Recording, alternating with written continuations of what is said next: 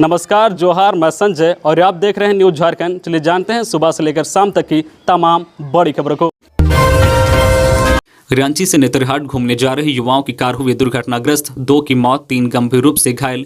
नेतरहाट घाटी में भीषण सड़क दुर्घटना हुई है। यहां एक तेज रफ्तार कार अनियंत्रित हो गई और करीब 150 फीट गहरी खाई में गिर गई। इस घटना में 2 युवाओं की मौत हो गई है जबकि 3 अन्य गंभीर रूप से घायल हो गए हैं। सभी धनबाद के रहने वाले हैं। 6 युवक एक कार में सवार होकर नेतरहाट घूमने पहुंचे थे। शुक्रवार की देर रात नेतरहाट घाटी स्थित मिलिट्री मोड़ के पास अनियंत्रित होकर कार खाई में गिर गई, जिससे 3 गंभीर रूप से घायल हो गए जबकि एक युवक को हल्की चोट आई है। बाद में घटना की सूचना मिलने के बाद शनिवार की सुबह सभी को गुमला जिला स्थित बिशुनपुर अस्पताल ले जाया गया, जहां चिकित्सकों ने 2 युवाओं को मृत घोषित कर दिया। मृतकों में धनबाद निवासी आरजू बॉस 20 वर्षीय एवं शिवराम सत्यम 20 वर्षीय शामिल हैं, जबकि करण मंडल, प्रीतम कुमार एवं राहुल शर्मा को प्राथमिक उपचार करने के बाद बेहतर इलाज के लिए रेफर कर दिया गया।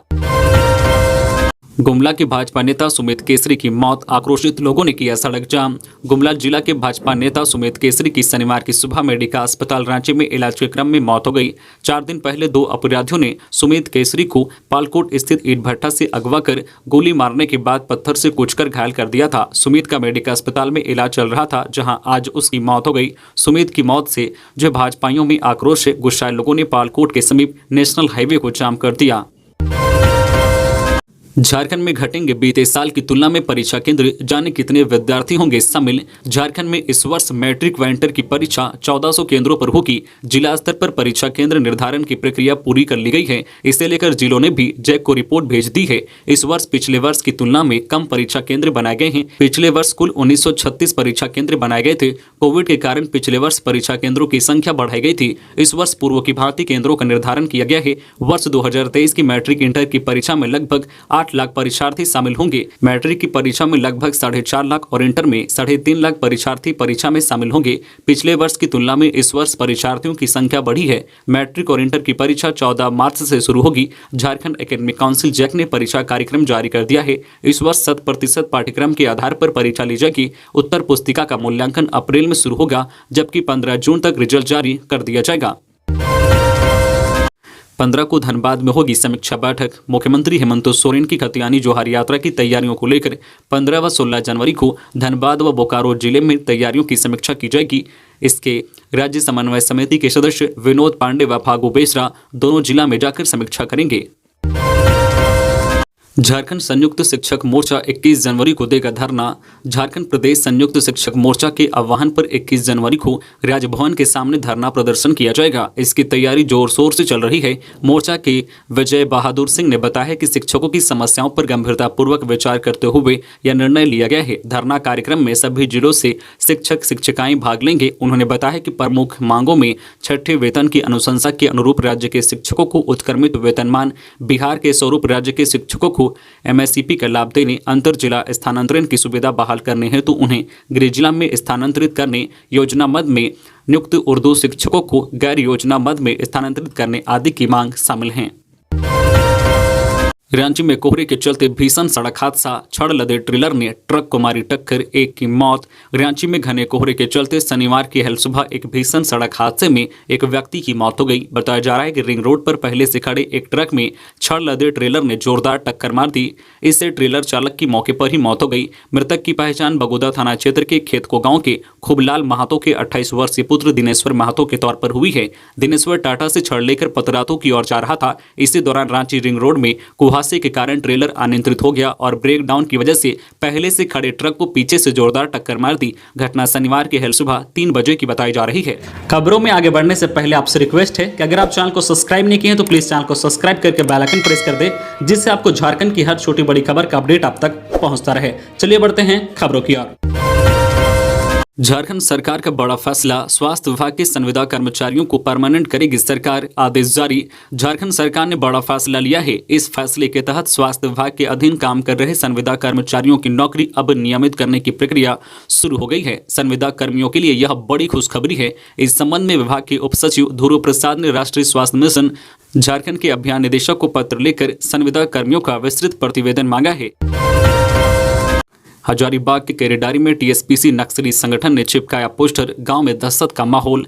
हजारीबाग के केरेडारी थाना क्षेत्र के जोरदाग पगार, चट्टी बरियातू, पचड़ा, केरेडारी में प्रतिबंधित टीएसपीसी नक्सलियों ने पर्चा चिपकाया। नक्सलियों के नाम पर्चा में टीएसपीसी ने संगठन जिंदाबाद नारे को जिक्र करते हुए कर्णपुरा क्षेत्र बड़कागांव में चल रहे कोल माइंस पर दलाली करने वालों को होशियार रहने की हिदायत दी है। एनटीपीसी से किसानों को उचित मुआवजा तथा संघ मित्रा प्रोजेक्ट सीसीएल द्वारा पचड़ा क्षेत्र के किसानों को उचित मुआवजा और नौकरी देकर कंपनी खनन कार्य की शुरुआत करने की बात कही। अगर कंपनी ऐसा नहीं करती है तो टीएसपीसी संगठन कंपनी के ऊपर फौजी कार्रवाई करने की बात कही है। पुल की रेलिंग से टकराई तेज रफ्तार कार, हादसे में झारखंड के 2 लोगों की मौत। बिहार में ठंड और कोहरे के कारण सड़क दुर्घटनाएं भी बढ़ गई है। ताजा घटना गया से सामने आई है, जहां कोहरे के कारण तेज रफ्तार कार पुल की रेलिंग से जा टकराई। इस हादसे में कार सवार 2 लोगों की मौत हो गई, जबकि 3 लोग गंभीर रूप से घायल हो गए हैं। सभी घायलों को इलाज के लिए अस्पताल में भर्ती कराया गया है। कार सवार लोग वाराणसी से बोकारो जा रहे थे। इसी दौरान यह हादसा हो गया। घटना आसम थाना क्षेत्र के महापुर के पास NH2 पर हुई। मृतकों की पहचान अनमोल कुमार और राकेश कुमार के रूप में हुई है, जबकि घायलों में यशवंत सिंह, रेखा सिंह और बलवंत सिंह शामिल हैं। सभी लोग झारखंड के रहने वाले बताए जा रहे हैं। खतियानी जोहार यात्रा को लेकर सीएम हेमंत जमशेदपुर में करेंगे रोड शो और सभा। 30 को सरायकेला में मुख्यमंत्री हेमंत सोरेन 30 जनवरी को सरायकेला में और 31 को जमशेदपुर में खतियानी जोहार यात्रा को लेकर रोड शो और सभा करेंगे। 30 की सभा सरायकेला स्टेडियम में, जबकि 31 की सभा बिष्टुपुर गोपाल मैदान में होगी। सरायकेला में 30 को कार्यक्रम करने के बाद मुख्यमंत्री जमशेदपुर में रात्रि विश्राम करेंगे। 31 की सुबह बिष्टुपुर परिसदन में प्रशासनिक पुलिस पदाधिकारियों के साथ बैठक करेंगे। इसके बाद पार्टी के नेताओं व कार्यकर्ताओं के साथ बैठक कर रोड शो करेंगे। दिन के 2 बजे बिष्टुपुर गोपाल मैदान में सभा को संबोधित करेंगे। 31 को ही जुगसलाई रेलवे ओवरब्रिज का उद्घाटन हो सकता है। बिष्टुपुर में कार्यक्रम के बाद शहीद निर्मल महतो की समाधि पर जाएंगे, फिर सड़क मार्ग से डोबो पुल होते हुए रांची रवाना होंगे। विधायक रामदास सोरेन ने बताया कि यात्रा को लेकर 18 जनवरी को बैठक बुलाई गई है। कैसा रहेगा मौसम का मिजाज? झारखंड के इन जगहों पर चलेगी कोल्ड वेव। झारखंड के कई जिलों में मौसम सामान्य की तरफ बढ़ रहा है। राज्य की राजधानी रांची में पिछले 3 दिनों से खिली धूप का असर तापमान पर पड़ा है। मौसम विज्ञान केंद्र रांची के अनुसार पश्चिमी दिशा से चल रही हवाओं की वजह से ठंड का असर कम पड़ा है। एक सप्ताह तक पूरे राज्य में अधिकतम तापमान 24 से 31 डिग्री सेल्सियस, जबकि न्यूनतम 9 से 13 डिग्री के आसपास रहने का अनुमान है। मौसम वैज्ञानिक अभिषेक आनंद ने बताया कि अगले एक सप्ताह तक पूरे राज्य में मौसम सामान्य रहने की संभावना है। राज्य के उत्तरी हिस्से यानी देवघर, धनबाद, दुमका, गिरिडीह, गोड्डा, पाकुड़, जामताड़ा व साहिबगंज में अगले कुछ दिनों तक कुछ हिस्सों में सुबह कोहरा हो सकता है। आसमान साफ रहने की संभावना है। वही 16 जनवरी को राज्य के दक्षिणी हिस्से यानी पश्चिमी व पूर्वी सिंहभूम, सिमडेगा और सरायकेला खारसमा के कुछ हिस्सों में सुबह में धुंध के साथ आंशिक बादल छाए रहने की संभावना है। इधर पलामू, गढ़वा, चतरा, कोडरमा, लातेहार व लोहरदगा के कुछ हिस्सों में कोल्ड वेव चलने का अनुमान भी लगाया गया है। 3000 करोड़ से होगा बिजली नेटवर्क का विस्तार। झारखंड बिजली वितरण निगम JBVNL की ओर से राज्य में बिजली नेटवर्क के विस्तार की तैयारी तेज कर दी गई है। केंद्र सरकार की योजना revamp distribution sector scheme RDSS के तहत 3132 करोड़ रुपए बिजली नेटवर्क को मजबूत करने पर खर्च किए जाएंगे। इस कार्य को शुरू करने के लिए JBVNL के विभिन्न एरिया बोर्ड के माध्यम से निविदा जारी कर दी गई है। JBVNL का राज्य में 7 एरिया बोर्ड है, जिसका विस्तार सभी 24 जिला है। राज्य में बिजली नेटवर्क का विस्तार करने के लिए भारत सरकार ने RDSS योजना के तहत 4200 करोड़ रुपए की योजना मंजूर की है। इस योजना से निगम अपना घाटा कम करने के लिए संसाधनों का विकास कर सकेगा और तकनीक का उपयोग करते हुए नियंत्रण प्रणाली को मजबूत बनाएगा। गांव से शहर तक बिजली का बेहतर नेटवर्क स्थापित करके गुणवत्तापूर्ण आपूर्ति सुनिश्चित की जाएगी। DC लाइन के डाइवर्ट करने पर होगा 2000 करोड़ खर्च। 27 को कैबिनेट सचिव की बैठक में होगी चर्चा। धनबाद के चंद्रपुरा रेल लाइन पर भूमिगत आग से जल रहे कोकिंग कोल को बचाने का प्रयास जारी है। इस रेल लाइन के नीचे 295 मिलियन टन कोयला का भंडार और 195 मिलियन टन कोकिंग कोल है। 27 जनवरी को रेल लाइन को शिफ्ट करने के लिए रेल और कोयला मंत्रालय के कैबिनेट सचिव की बैठक होगी। झारखंड के क्रिकेट प्रेमियों के लिए एक तरफ अच्छी तो दूसरी तरफ बुरी खबर।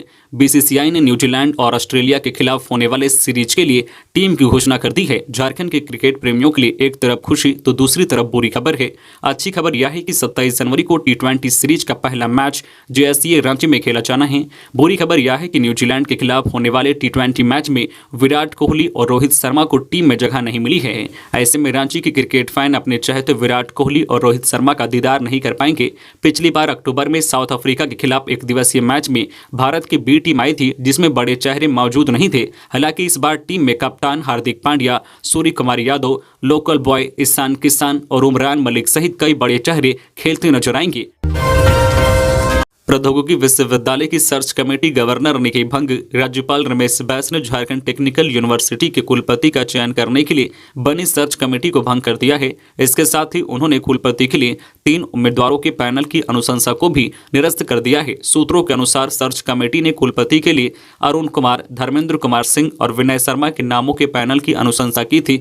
गवर्नर ने उच्च एवं तकनीकी शिक्षा विभाग को नई कमेटी बनाकर 31 मार्च तक पैनल तय कर अनुशंसा करने का निर्देश दिया है। सरकार के सूत्रों के अनुसार गवर्नर की तरफ से जारी निर्देश में कहा गया है कि कमेटी ने मानक चयन प्रक्रिया को अपनाए बगैर केवल बायोडाटा के आधार पर कुलपति के उम्मीदवारों के पैनल की अनुशंसा की है। ऐसे में इसे मंजूर नहीं किया जा सकता है।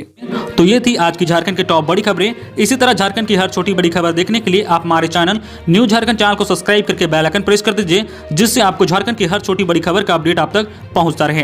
तो आज के लिए बस इतना ही, हमें दीजिए इजाजत, फिर मिलते हैं नेक्स्ट न्यूज में।